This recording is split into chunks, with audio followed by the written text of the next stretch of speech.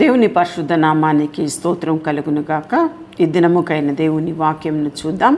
హెబ్రేయులకు రాసిన పత్రిక 11వ అధ్యాయము 1వ వచనమును మనం చూస్తున్నాం. విశ్వాసం అనున్నది నిరీక్షింపబడు వాటి యొక్క నిజస్వరూపమును, అదృశ్యమైనవి ఉన్నవనుటకు రుజువై ఉన్నది అని చెప్పి రాయబడి ఉంది. అంటే ఈ వాక్యంలో మనం చూస్తే విశ్వాసం అంటే విశ్వాసము గురించి మనం చాలా మెసేజెస్ మీరు విని ఉంటారు. ఇక్కడ ఈ వాక్యంలో మనం చూస్తున్నాము, విశ్వాసం అనున్నది నిరీక్షింపబడి వాటి యొక్క నిజస్వరూపం. అంటే మనం దేని గురించి మేము నిరీక్షిస్తున్నాము అంటే మనం అంటాం కదా, రేపో మాపో నేను అలా చేస్తాను, అది చేస్తాను, ఇది చేస్తాను. అంటే దేవుని యొక్క బిడ్డలుగా మనము రేపటి దిన నేను అక్కడ వెళ్తాను, ఎల్లుండి అక్కడ వెళ్తాను. మేము ఈ మంత్ 27కే మేము టికెట్ బుక్ చేసుకున్నాం, అంటే తమిళనాడు వెళ్ళడానికి.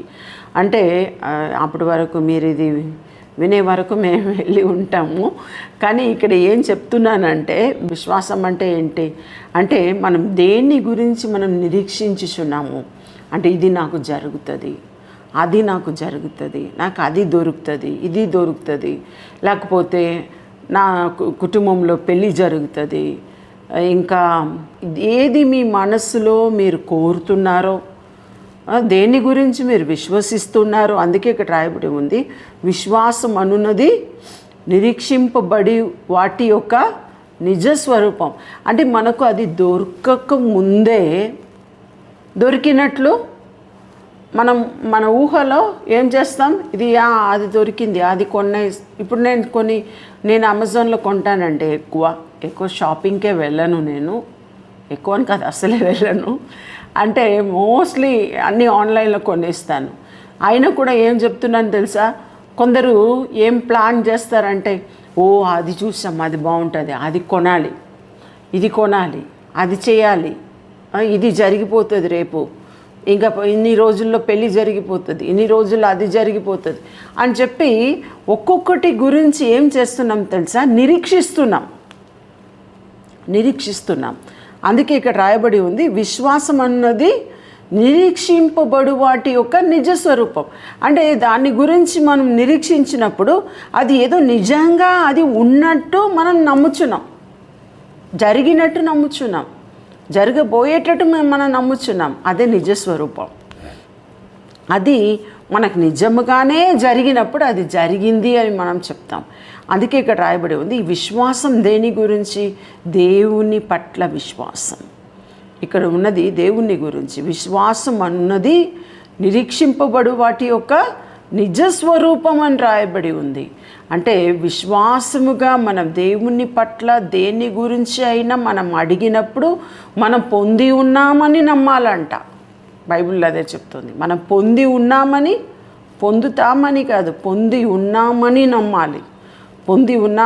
నమ్మాలి. అందుకే అక్కడ రాయబడి ఉంది, అదృశ్యమైనది ఉన్నవనుటకు రుజువునై ఉన్నది. అంటే అదృశ్యమైనది, కనబడనది ఇంకా రాలేదు, అయినా మనం ఏం చెప్తున్నాం, ఉన్నవనుటకు రుజువై ఉన్నది అని చెప్పి రాయబడి ఉంది, రుజువునై ఉన్నదని.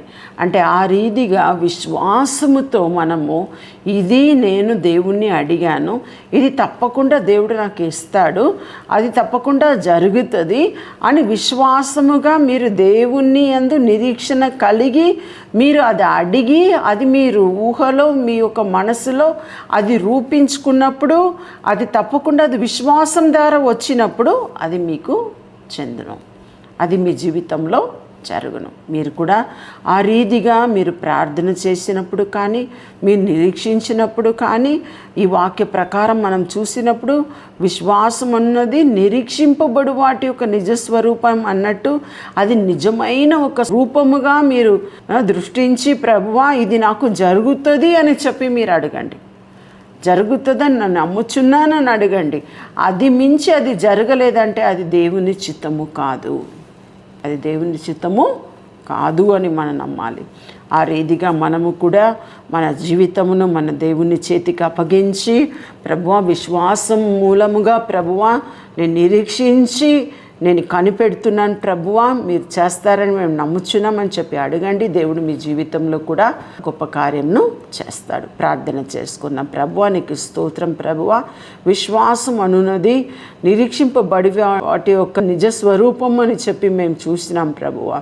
ఆ రీతిగానే ప్రభువా అనేకులు ప్రభువా అనేక విషయంలో ప్రార్థిస్తూ ఉన్నారు తండ్రి. వారు నిరీక్షించి ఉన్నారు ప్రభువా, వారు కనిపెడుచు ఉన్నారు తండ్రి, వారు నమ్మి ఉన్నారు ప్రభువా, వారు ఆ రూపంను చూసి ఉన్నారు ప్రభువా.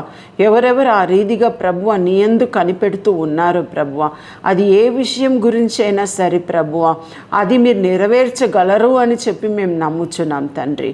మీకు అసాధ్యమైనది ఏమీ లేదు ప్రభువా, నీకు సమస్తము సాధ్యమని చెప్పి మేము నమ్ముచున్నాం తండ్రి.